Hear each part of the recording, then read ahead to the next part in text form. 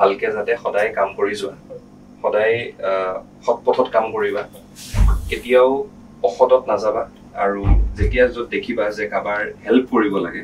সদায় আগবাঢ়ি যাবা তাত আৰু সদায় নিজৰ লিগেল নৰ্মছৰ মতে যিটো তোমাক লয়ে কয় সেই মতে আগবাঢ়ি যাবা তোমাৰ সদায় ভাল হ'ব মোৰ ফালৰ পৰা তোমাক অশেষ শুভকামনা আগন্তুক দিনৰ এনফোৰ্সমেন্ট ইন্সপেক্টৰ পোষ্টৰ কাৰণে নমস্কাৰ মই জয়পুৰ ৰিস্কলিতা CSAP IS একাডেমি ফালৰ পৰা আপোনালোকক আজি মই এজন বিশিষ্ট ব্যক্তিক চিনাকি কৰাবলৈ গৈ আছো হেগৰাকী আজিৰ দিনত এজন এনফোৰ্সমেন্ট ইন্সপেক্টৰ হয় তেখেতৰ নাম কাব্যজ্যোতি দাস মোৰ ষ্টুডেন্ট আছিল আমাৰ CSAP ৰ ষ্টুডেন্ট হয় আজিৰ দিনত তেখেত মোৰ কাখত সিলেকশন পাই তেখেতে মোক লক কৰিব আহি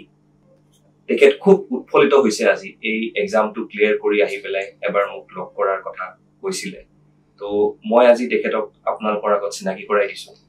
এও Kabyajyoti Das Kabyajyoti welcome to CSAP IS academy Kabyajyoti মোক তুমি ক'ব পাৰিবা নেকি যে হাউ CSAP has helped you কেনেকৈ CSAP এ আপোনাক হেল্প কৰিলে এই এক্সামটো ক্লিয়াৰ কৰাৰ কাৰণে আপুনি যদি অলপ ক'ব পাৰে নমস্কাৰ CSAP লগত মই বহুত দিনৰ পৰাই জড়িত হৈছো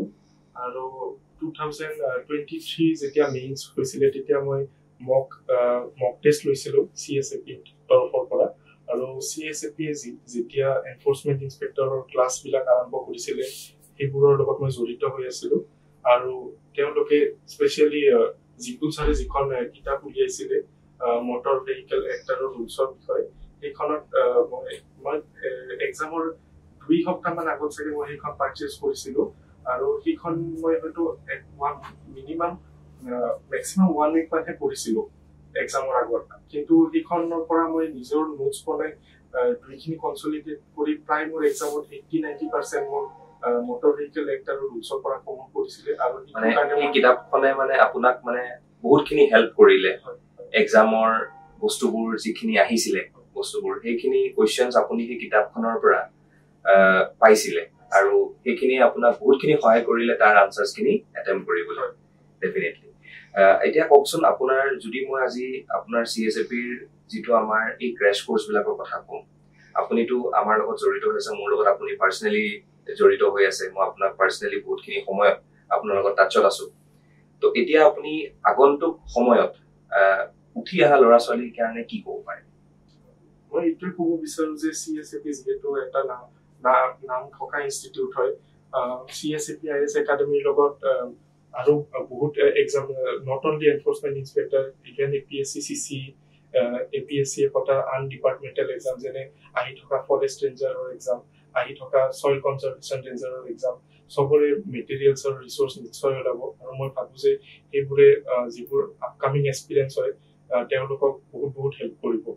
আচ্ছা মোক এনে ওভাৰঅল আমাৰ দৰ্শকক জানিবৰ কাৰণে আপুনি মোক কেটামান কোৱেশ্চনছ দেখা ক'ব পাৰিব নেকি যিকিটা কোৱেশ্চনছ আপোনাক সুধিছিলে during the time of interview যাতে তেখেতসকলেও কাইলৈ পঢ়ি এনেকুৱা ধৰণৰ এক্সামৰ কাৰণে প্ৰিপেয়াৰ কৰিব পাৰে ছাৰৰ যিখন প্লেট আছিল এইখন যিখন মই ক'লো যে মই এক্সামৰ আগত পাৰচেজ কৰিছিলো তাতে যিটো ওভাৰলোডিং গাড়ীৰ ওভাৰলোডিঙৰ কথা লিখা আছিল যে ওভাৰলোডিং চেক কেনেকৈ কৰে বা ওভাৰলোডিং ৰিলেটেড সেকশনছ খিনি মটৰ ভেহিকল এক্টৰ কোনখিনিত আছে সেইখিনি মোক ইন্টাৰভিউত মোক সোধা মোৰ মনত আছে আৰু হয়তো এইটো ছাৰৰ হয়তো প্লেটখন হয়তো মই ভালকে ষ্টাডি নকৰিলে সেইটো বিষয় হয়তো গম নাপালো হয় ডেফিনেটলি তো মানে এতিয়া ওভাৰঅল কথাটো হ'ল কি আজিৰ দিনত আপুনি আমাৰ যিমানখিনি কোৰ্সেছ বা আমাৰ যিমানখিনি আজিৰ দিনত আপুনি উপভোগ কৰিছে আপুনি ইয়াৰ পৰা নিশ্চয় লাভান্বিত হৈছে ঠিক আছে এয়া আছিল আমাৰ মাজত কাব্যজ্যোতি দাস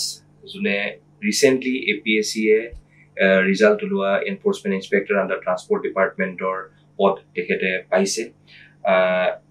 আমি CSAP ৰ ফালৰ পৰা তেখেতক আগন্তুক যিটো তেখেতৰ এটা সাৰ্ভিস হ'ব তাৰ কাৰণে তেখেতক অভিনন্দন জনাইছো আৰু আগন্তুক দিনক তেখেতে যাতে আৰু ভাল কৰক এই প্ৰতিশ্ৰুতিৰে তেখেতক আমাৰ ফালৰ পৰা many congratulations and CSAP IS academy ফালৰ পৰা ধন্যবাদ